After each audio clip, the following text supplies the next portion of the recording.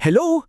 Alam nyo, minsan sa mga lumang kasulatan, yung mga parte na parang ang boring basahin, yung mga listahan ng pangalan halimbawa, doon pala mismo nagtatago yung mga pinaka hindi inaasahang kwento. At ngayon, isa yan sa mga bubuklatin natin. So eto yung tanong na sasagutin natin. Kasi familiar tayo sa kwento ni Jacob, di ba? Pero yung kapatid niya, si Esau, parang nawala na lang.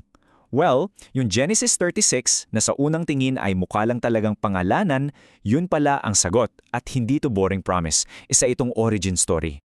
Okay, mabilis na recap. Matapos yung sikat na alitan nila ni Jacob, si Esau kinuha niya yung buong pamilya niya, lahat ng ari-ari niya at umalis. Naghahanap siya ng sarili niyang lugar para magsimula, para bumuo ng sarili niyang landas. At dito nagsimula ang lahat. Ito ang founding family kumbaga. Si Esau, may 3 asawa at nagkaroon sila ng 5 anak na lalaki.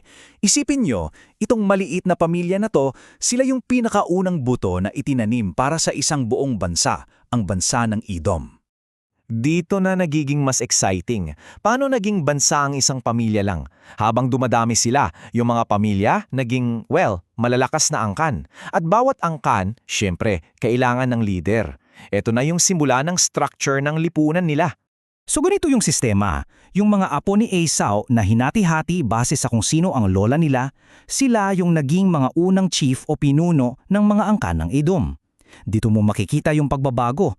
Hindi na lang sila basta pamilya, isa na silang koleksyon ng mga tribo na may mga leader. Okay, so may mga tao na, may mga leader na. Anong kulang? Siyempre, isang lugar na matatawang nilang kanila, isang teritoryo. Kaya mula sa family tree, lipat naman tayo sa mapa para tingnan kung saan sila nagsettle. Malinaw na malinaw yung sinasabi.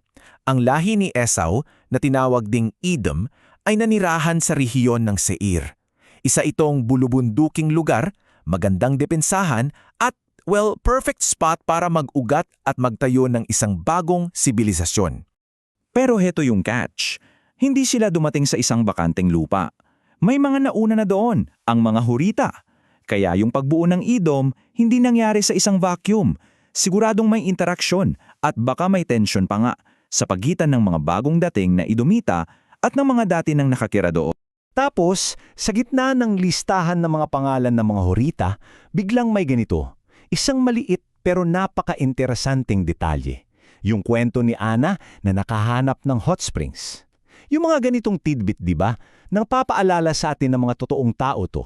May mga sarili silang kwento, may mga sarili silang nadidiscover. At ito na yung malaking level up. Mula sa pagkakaroon ng iba't ibang pinuno sa bawat angkan, nag-evolve yung sistema nila. Dito na sila nag-centralize. Nagkaroon na sila ng iisang kaharian na pinamumunuan ng isang hari. At heto na, sunod-sunod sila. Hindi na lang ito listahan ng mga chief, listahan na to ng mga hari. Ibig sabihin, hindi na sila kalat-kalat na tribo, formal na sila. Isang matatag na kaharian na may malinaw na sistema kung paano nagpapalit ang kapangyarihan. At dito nakatago yung pinaka-major revelation ng buong chapter.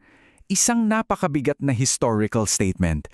Sinasabi rito na yung bansa ni Esau, yung Edom, nauna pang magkaroon ng hari kesa sa bansa ng kapatid niyang si Jacob, ang Israel. In short, sa karera ng nation building nauna sila. So kung i-zoom out natin at tingnan yung buong kwento, yung akala nating boring na listahan ng pangalan, hindi pala. Isa pala siyang step-by-step guide, isang blueprint kung paano nabuo ang isang sinuunang bansa mula sa simula.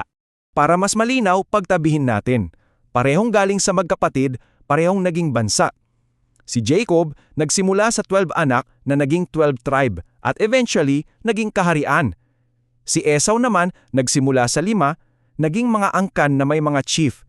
At heto yung kiker, na unang naging kaharian.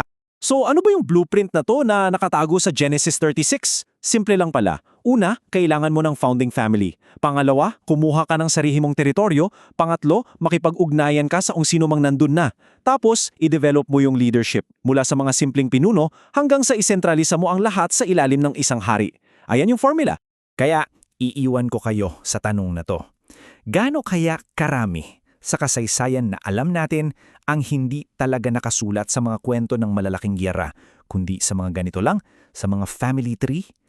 Baka naman yung mga listahan na madalas nating nilalaktawan ay mas mayaman pa sa kwento ng tao, ng pamilya at ng pagsilang ng mga bansa kesa sa ating inaakala.